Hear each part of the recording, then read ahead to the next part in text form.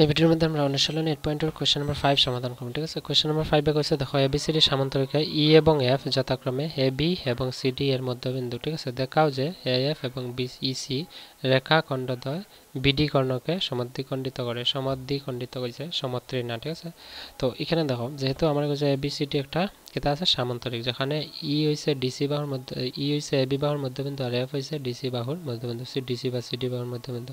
ঠিক আছে, এখন কইছে কিতা দেখো যে মধ্যবিন্দু তো কইছে দেখাও যে এএফ এবং ইসি, এএফ কোনটা এই রেখাটা, এই যে সংযোগ করা হয়েছে এই ডিসি বাহুর মধ্যবিন্দু এফ এর লগে এ সংযোগ করা রেখাটা, এবং ই বিন্দু এ বি বাহুর মধ্যবিন্দু ইর লগে সংযোগ করা সিডি।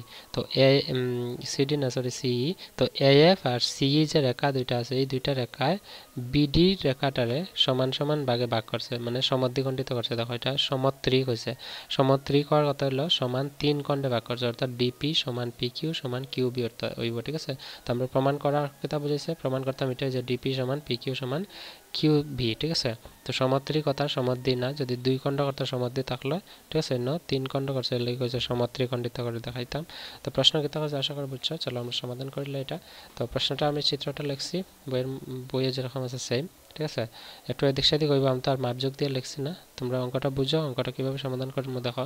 প্রথমে তো দেওয়া আছে যেটা এবিসিডি একটি সামান্তরিক, এবিসিডি সামান্তরিকের কথা কইছে এবি এবং সিডি বাহুর মধ্যবিন্দু ক্রমে ই এবং এফ। হয়েছে এবির মধ্যবিন্দু ই আর সিডির মধ্যবিন্দু এফ, এটা আমরা কইছে, তো এটা আমরা লিখছি। এতটুকু প্রমাণ করিতে হইবে। যে প্রমাণ কিতা করতাম কইছে যে এই এএফ বাহু আর সিই বাহু দুইটায় এই যে ডিপি রেখারে সমত্রিখণ্ডিত করছে প্রমাণ করতাম, মানে এই তিনটার কিতা করছে যে আলাদা আলাদা ভাগ করছে, তো এখানে সমত্রি লিখবা। ঠিক আছে, আমি সমদ্বি লিখছিলাম, সমত্রিখণ্ডিত করে।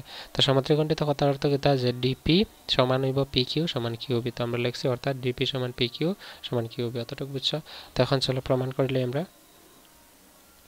প্রমাণ করতে হলে আমরা দেখো যেহেতু আমরা কইছে এ বি সি ডি একটা কিতা আছে সামান্তরিক, আমরা লিখবো যে এ বি সি ডি একটি সামান্তরিক,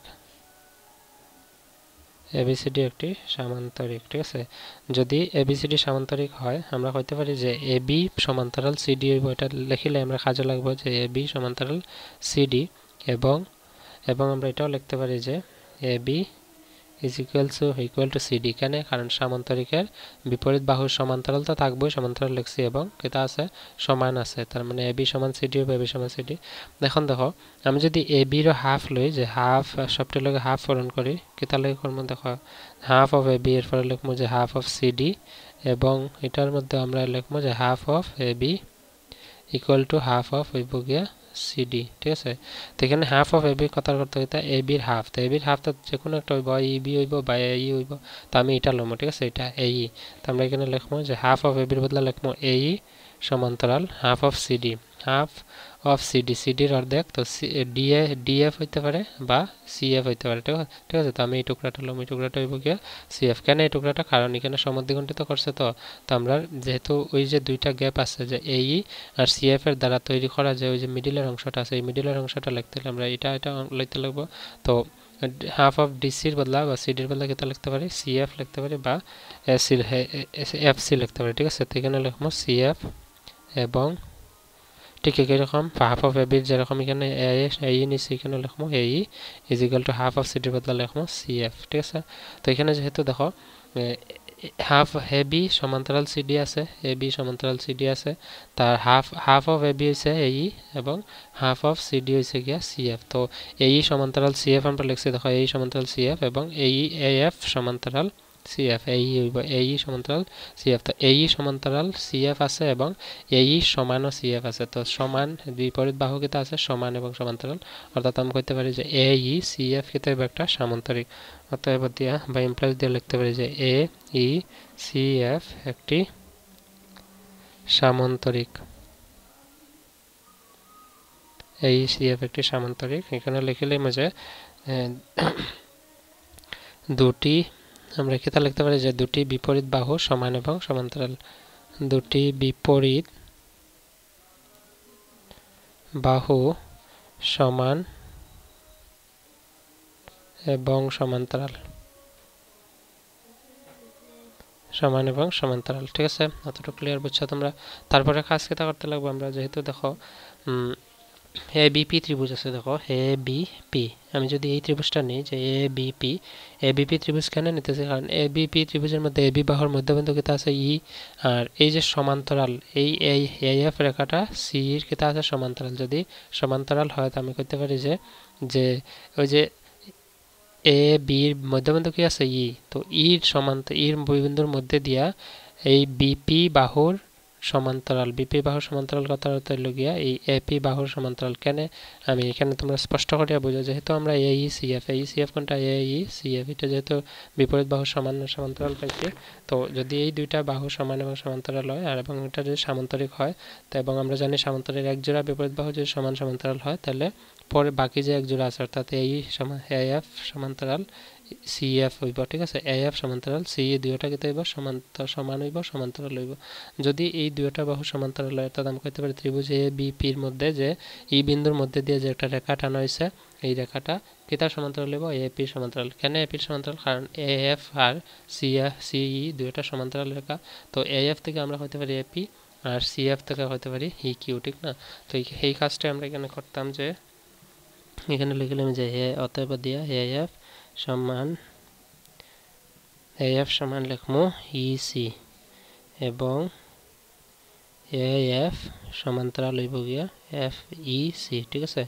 এএফ সমান্তরাল ইসি কেন, এএফ সমান্তরাল ইসি কোনটা এএফ সমান্তরাল হইব গিয়া ইসি, ঠিক আছে। এরকম এএফ সমান ইসি আছে, এএফ সমান ইসি হইব। তো যেহেতু বিপরীত বাহুগুলো সবগুলো সমান সমান্তরাল পাইছি, অর্থাৎ আমি এখানে ত্রিভুজ একটা নিতে পারি। ই আর কিউ যদি রেখা ধরতে লাগে, ই আর কিউ রেখা ধরতে হলে আমরা ত্রিভুজ নিতে পারি এ বি পি, ঠিক আছে। এখানে লিখবো যে অতএব ত্রিভুজ এ বি পি এর এ বি বাহুর মধ্যবিন্দু, এ বি বাহুর মধ্যবিন্দু কেতা হইব ই। ওই যে দেওয়া হয়েছে প্রশ্ন, তো এ বি বাহুর মধ্যবিন্দু ই প্রশ্নের মধ্যে দেওয়া আছে, ঠিক আছে। দেখো এ বি এবং সিডি বাহুর মধ্যবিন্দু ই আর এফ, তো এ বি বাহুর মধ্যবিন্দু ই আছে, ঠিক না। তো এ বি বাহুর মধ্যবিন্দু যদি ই হয়, ইর বিন্দুর মধ্যে দিয়া এপির সমান্তরাল রেখা টানা হয়েছে, এটা ইসি, ওই যে ই কিউ রেখাটা। তো ই কিউ যে রেখা যদি সমান্তরালভাবে টানা, তার মানে এই এ বি রেখার যদি মধ্যবিন্দু ই হয়, তাহলে তার মানে বিপির রেখার মধ্যবিন্দু কিউ হইব। কেন হইব, কারণ আমরা জানি যে কোনো একটা ত্রিভুজের মনে করো ত্রিভুজ, এটার এই বিন্দুর মধ্যে দিয়ে যদি সমান্তরাল রেখা, মানে এই বাহুর সমান্তরাল যে রেখা টানা, তার মানে এটা যদি মধ্যবিন্দু হয়, এই রেখা দিয়ে যে রেখাটা ছিদ্র হয়েছে এখানে বিন্দুটা, এটাও কিন্তু হইব এই বাহুটার মধ্যবিন্দু। তো এই কথাটাই যে এ বি বাহুর মধ্যে দিয়ে যদি ই বিন্দুটা সমান্তরালভাবে রেখাটা নয় বিপি বাহুর মধ্যে দিয়ে, তাহলে এই যে বিন্দুটা হইব এটা কিউর কিতা হইব মধ্যবিন্দু, ঠিক আছে। তো এখানে মধ্যবিন্দু ই লিখছি আমরা, ই লিখিয়া আমরা যদি ই যেহেতু পাইলেছি এবং লিখে লইম এবং যে ই কিউ সমান্তরাল হইব এপি এবং কারণটা দিলাম, কারণ কিতা হইব, কারণ হইব গিয়া এএফ সমান্তরাল ইসি। এটার কথার কথা বুঝাইছে যে ই কিউ সমান্তরাল এপি। কেন হয়েছে দেখো, ই কিউ বাহুটা এপির সমান্তরাল কেন হয়েছে, কারণ আমরা জানি এএফ যদি সমান্তরাল ইসি হয়, তাহলে এএফ থেকে আইসে এপি আর ইসি থেকে আইসে ই কিউ, ঠিক আছে। তো দুইটা বাহু যে সমান্তরাল হয়, তার মানে দুইটা বাহুর ছোট ছোট টুকরাগুলোকেই সমান্তরাল হইব, ঠিক আছে। তো এখানে এটাই বুঝাইছে, এই কারণে আমরা লিখছি যে ই কিউ সমান্তরাল এপি, ঠিক আছে। যদি এইরকম হয় তাহলে আমরা করতে পারবো যে কিউ, ওই যে কিউ বিন্দুটা আছে চিত্রের মধ্যে, এই কিউ বিন্দুটা কি হইব, কিউ বিন্দুটা হইব এই বিপি রেখার মধ্যবিন্দু। কেন হইব, কারণ আমরা জানি ওই যে এখন কনসেপ্টটা বুঝাইছে তোমরা। তো এই কিউ কমা লিখে লইম যে বিপি এর মধ্যবিন্দু, ঠিক আছে। কিউ বিপি এর কি হইব মধ্যবিন্দু, অর্থাৎ আমরা লিখতে পারি যে বি কিউ সমান পি কিউ, এটা হইব 1 নম্বর। বি কিউ সমান পি কিউ কেন, দেখো বিপি বাহুর যে মধ্যবিন্দু কিউ হয়, তার মানে বি কিউ সমান হইব পি কিউ, ঠিক আছে। এতটুকু ক্লিয়ার হয়েছে, এই কারণে আমরা এটারে 1 নম্বর সমীকরণ দিয়ে দিচ্ছি। তো এখানে দেখো প্রশ্নের মধ্যে আমরা কইছে গেল কথা যে ডিপি সমান পি কিউ সমান কিউ বি লিখতাম। তো আমি দেখো বি কিউ বা কিউ বি সমান পি কিউ পাইছি, তো দেখো B Q R P Q পাইছি। তো আমার দেখাইতাম তিনটা অংশ সমান, তো আমি দুইটা অংশ দেখাইছি। তো দুইটা অংশ কোন ত্রিভুজ নিছে, এই ত্রিভুজটা, এই পুরোটা ত্রিভুজ নিয়ে দুইটা অংশ দেখাইছি। তো আরেকটা অংশ কিতা আছে ডিপি, তো ডিপির যদি অংশটা আনতে চাই কোন ত্রিভুজটা নিতে লাগবে, ডি সি কিউ বা ডি কিউ সি, এই ত্রিভুজটা এটা পুরোটা নিতে লাগবে, ঠিক আছে। আমি দাগায় দেখাইতেছি তোমরা। তো এই ত্রিভুজটা যদি নেই আমরা, দেখো এই ত্রিভুজটা আমরা লিখতে পারি যে ত্রিভুজ ডি সি কিউ বা ত্রিভুজ ডি কিউ সি আবার ত্রিভুজ DQC এর DQC এর DC বা CD হয়ে যায় DC বা CD লাগতে পারে DC এর মধ্যবিন্দু কিতা আছে F DC বাহুর DQC এর DC বাহুর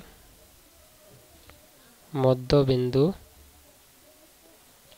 কিতা হইব F হইব কেন দেখো DC বা CD বাহুর মধ্যবিন্দু F আছে ঠিক আছে F লিখছি আমরা এখন দেখো যেরকম এটার মধ্যে আমরা মধ্যবিন্দু E পাইছিলাম E যদি পাই E পাইছিলাম ঠিক না তো E যদি পাই আমরা লিখছি যে EQ সমান্তরাল AP ঠিক এরকম হয় যেহেতু F আছে DC বাহুর মধ্যবিন্দু তো আমরা লিখবো যে F এটা নাম আছে P তো PF বা FP সমান্তরাল হইব গিয়া CQ কিতা লাগি কারণ আমরা জানি AF সমান্তরাল EC তো আমরা লিখলাম যে FP সমান্তরাল CQ ঠিক আছে এখানে লিখবো যে FP সমান্তরাল হইল গিয়া CQ FP সমান্তরাল CQ কেন ব্র্যাকেটে লিখে রাখবো যে কারণ AF সমান্তরাল EC AF সমান্তরাল EC এতটুকু ক্লিয়ার বুঝা গেছে নেক্সট কাজ কেতে হইব আমরা নেক্সট কাজ হইল গিয়া এই যে P বিন্দুটা আছে P বিন্দুটা কিতা হতে পারে আমরা DQ এর মধ্যবিন্দু P বিন্দুটা DQ বাহুর মধ্যবিন্দু P বিন্দু কোনটা আছে